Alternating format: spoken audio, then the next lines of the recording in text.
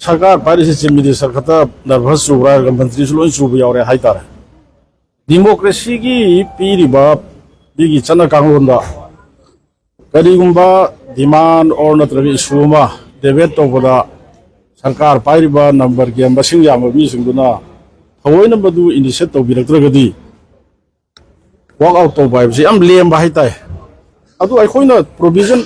Constitution na piri ba provision ki manung du da khoi na wa to du moi na su yam na pendri se kari no hai bum khang di ai tare democracy se mun na khang ba nyoi sing oi ram ba di khoi na wa out to gi maram se ko yam ikai ni hai nei samai tham se yam hai ning de mo tang da self leader na bu di ha ba tham gi ra de bu sai political minus long ni ka ni sim sang so ha de ben BJP ke spokesperson ni bum sa na ga ju hai ba sai na tang di political minus long na bu di talk ba खाना दबा नते any सु हंजन जन खाने खाना खाना ना मा पासो से करी no hoi gi lambai gi yam ba ibom cha ha ge khoi de chei de senior ni politics ta di khara vote di am kuina lepa su karak padi handa krishna an boi bani na house ta kari karam mo tam da kari ngang de no ga do khoi haining de adu magi kaino do di ai comment bizaroi akhoi gi district sem ba haibase district haibase karino se khoi leader no so hai re dum khoi adu gi wakhalon do dali la isu pandaba yadre jiri bam se 220 km from Imphal 0 km sidagi jiri ta na chapoi se adu gi matik awa boy lambi gi hujik lai ba dagi communication phat dai lambi gi fion phat ba di law and order phat ba sigum ba matam da any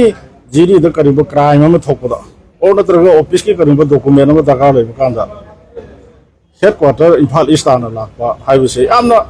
अदुबुनी administrative convenient ओइदबा हाइरिस अदुगुंबदुना मरम ओइरकांदा चिंगदा खोई से कामजोंदा फेरजोलदा अदगी नोनेदा अनो अराबरा हापा मफंदा हांगमिसे administrative convenient खुदों चाना बैदमुता हांगिबना मदुदु मयामना दुम उबिरोंगनी अदुगुंबा 2016 की अगर निश्चित जब दिसंबर की तांग मापन ये अहिंग दाहाई बताए मिडनाइट तनी से कोई कैबिनेट मिफम में लोग ही उसे मधुगी अहिंग सुपा लम लम जोगी प्रजा म्यामना जगोई सागी पर इसाई शक्तना चोंग द थिंदना ईश्वर की मिंगभो सोनर तो की बदो दोसी लाइरी बस सरकार सी अय ना हान हाउस द जो हाइजर है इशू सी करी नो से कोड इशू हाई अमु हाई नी दगी हौरफम अदगी असुम हायगा लेबसे अमा मुहाय बसी अखोगी शासन तौबसी नमक्तबदगी कोक्सी बेरा लाकदोन ओइन उई अइना हाइजगे मरमदी इहान हाना हाइबसे अखोगी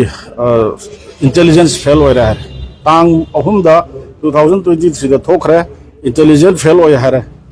देन अदगी दी मतम खरा लेरगा मु कामना पब्लिक प्लेटफॉर्म दा अखोई मसेन इजन्नबदगी मसी थोकेबनि नत्रदि कछु तोरमोयना मु हाय अदै खरा मुक लेरा मु करी हायरा कांग्रेस ना कांगपोपिदा पंचायत चिंगंबा ग्राम पंचायत चिंगंबा मरी मदु कांगपोपि एडीसी द पिथोमे अदुगुंबदुना मरम ओइरगा दगी थांजिंग दो थांतिंगना थोलमे अदुना मरम ओइरगा सि लांसे तोरबने मु हाय अदै खरा मुक लेरा करी हायरा एक्सटर्नल एग्रेशन मपालम की खुद याव रहा है अदे मुखर लगा करी हारे पोपी यांथत उबगी ड्रग थिंग उबगी अदगी फॉरेस्ट रिजर्व लेन कन्नबो होनर उबगी तोरपनि मु हारे हंदक अमु असेंबली हरपुद्र करी हारे शेड्यूल ट्राइब मैतै द ओन या हाबगी हाई कोर्ट की रिकमेंडेशन तौ हादला गवर्नमेंट इंस्ट्रक्शन पिरक पदो मदुगी अगेंस्ट द रैली चपे आया पिरु दei तौने मु हारे ngarang अखोइना वॉक आउट तौखरम मतुंग ngarang न मु करी हारे district hang bese bese masagi akoi political ki khudong chaba torga mu hang mu haire sidabu nervous chatle hairu di bai maram se lei braba akoi na haijari se lagna bu sunate aseng ba dune ba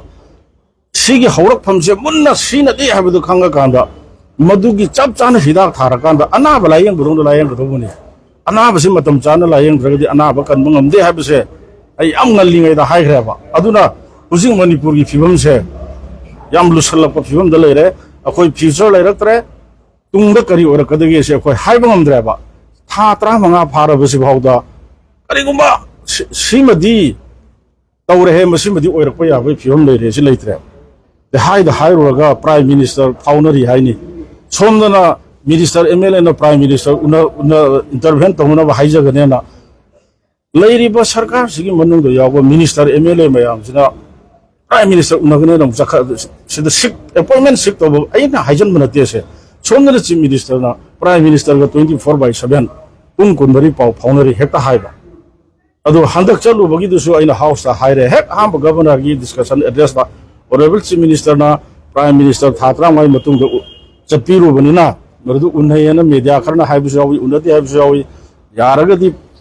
दि लांगतक नरबो प्रजा सिंसिगी वाखन खितंग फादनबा हाइदोक यादबदुना हाइदोक पिगनु अयाबा खितंग थबियु हाइबदा मा करिम हाइदोकिदे अदुना ताकबदि prime minister उन्नति हाइबने अदु ngarang di akhoi yaudong nu mito akhoi social media gi channel da taba kan di mai si purga karmaina prime minister unaga do no haibagi bhos amma mu thole ba si chai area si da chief minister amu oiraga si gi wangang sanghang si di ikai hai tare mayam si da gi na kaisu thodon hai na की leader Singh का ताना का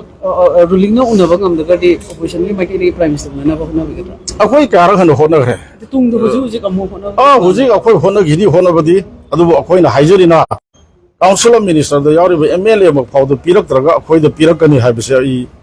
thajabadi wali adu laipak ki state sig interest akhoi try di tawani but tawbudu bu pirak kani hadi asa tawde maram di lairiba government sigi council of minister phau yauna appointment sik tawbudu pirak khide